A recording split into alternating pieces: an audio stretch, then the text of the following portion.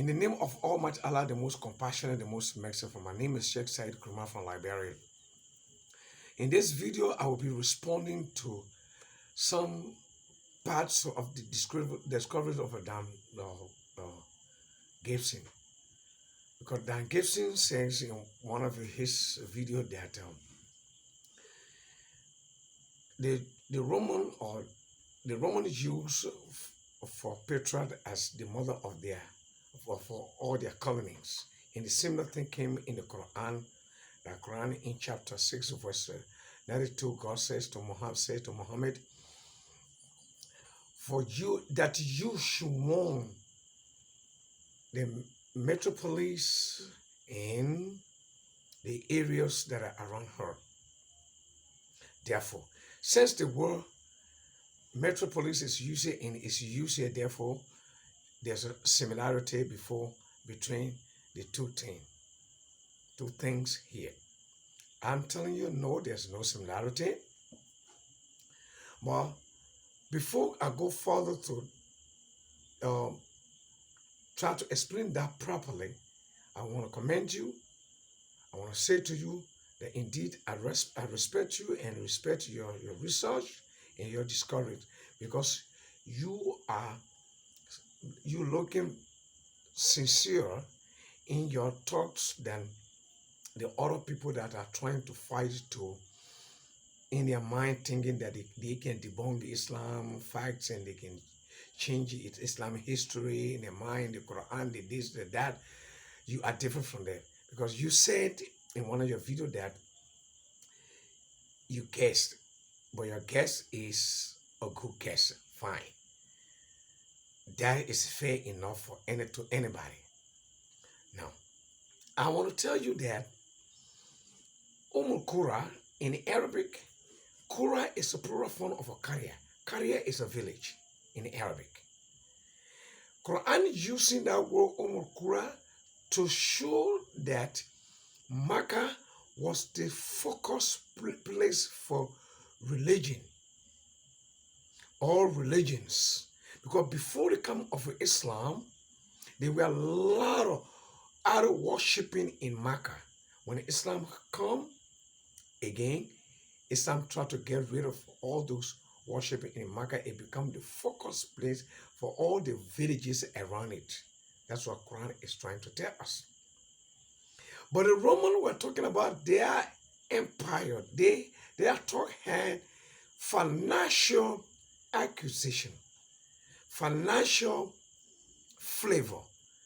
They wanted to tell the world that what they gained from Petra is they cannot get that for any of their colony. That's what they were trying to say simply. So there's no similarity between the two. This one's talking about one thing and that one is talking about another thing. And because the word metropolis is used there, maybe that's what you want to base your similarity on. But metropolis, according to English language, it's not like a village as the Quran is saying. There's a rare land there between the two. Quran is talking about villages, not about a city. But metropolis, according to the definition of a metropolis in Webster Dictionary, metropolis means a city that has all of its social integrity, such as a water system. They got a farm, fine, or economic system, or the judicial system, and you name the rest. You name the rest. But Makkah did not have anything like that, so they are not the same at all. Then again, let us go to the Byzantine.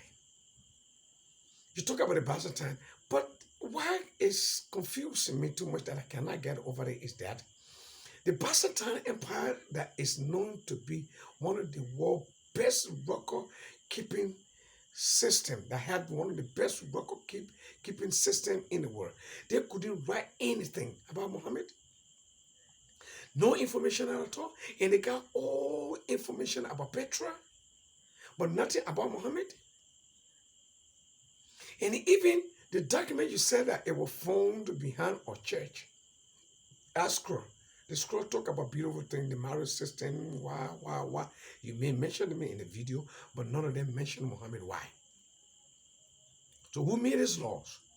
You can't tell me that Muhammad made him because his name is not being mentioned about him. All right? Those things may be imported to that area, to behind the church there, from Mecca to that area. If it's from Muhammad, okay. But the name, they don't want to call the name because it was found in the church. Because if they are mentioning it, they're going to be talking about Muhammad. But the church people will not talk about Muhammad because they did not believe in Muhammad. So they will not talk about him. That's what the road are talking about. They have that Muhammad name is not mentioned. That's why we understand it. All right? Even if those funding are like an Islamic laws, fine. But they didn't mention Muhammad's name because they couldn't mention his name. Because if they mention his name, they would believe in him. It was some that they believed in him. All right? That's another thing. And again, if Muhammad, Petra was the birthplace for Muhammad, I think it would have been very, very easy for the Quraysh in Makkah, those that went behind Muhammad and say his people that wanted to exterminate Muhammad, they could easily exterminate Muhammad by telling the Byzantine soldiers that they knew Jesus has rise up in the region and they could just get rid of him as they did according to your understanding in Christianity. They did to Jesus as the Roman did to Jesus. That's not my belief. That is your belief. It could be very easy for them. The Quraysh were not going to be fighting Muhammad. Muhammad people were not going to go to Abyssinia. The Quraysh could just get rid of them. I mean, the Byzantine folks who could get rid of Muhammad there easily in Petra. You know, so there's no similarity between the idea there. Then again, to end all these things, we need one thing. To end this thing one and for all. For us as an African, we have information. I am a Mandingo man. Mandingo is one of the tribes in West Africa. This tribe, we understand from our oral history that our people existed 2,000 years ago. That means Jesus was still walking on the earth, on the surface of the earth that time when our people were knowing. And we got all the oral history from our people down to us, where we settled, the agricultural system, the judicial system, the marriage system.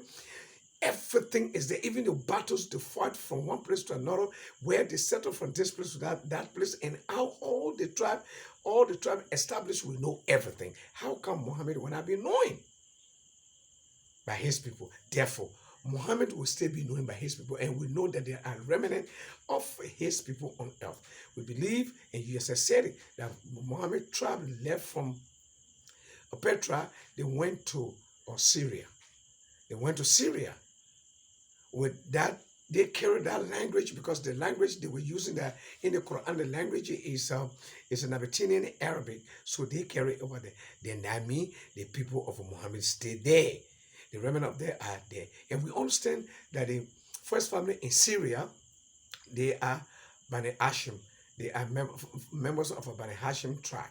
And again, the royal family in Jordan, they have remnants of the Banu Hashem tribe in Morocco. Even Saudi Arabia paid $2 billion to Morocco every year for their connection with the Banu Hashem.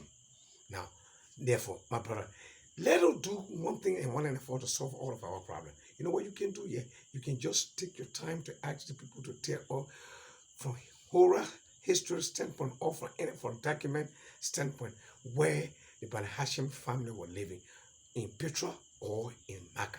That will solve our problem forever. So my beloved brothers and sisters, this is the end of this video.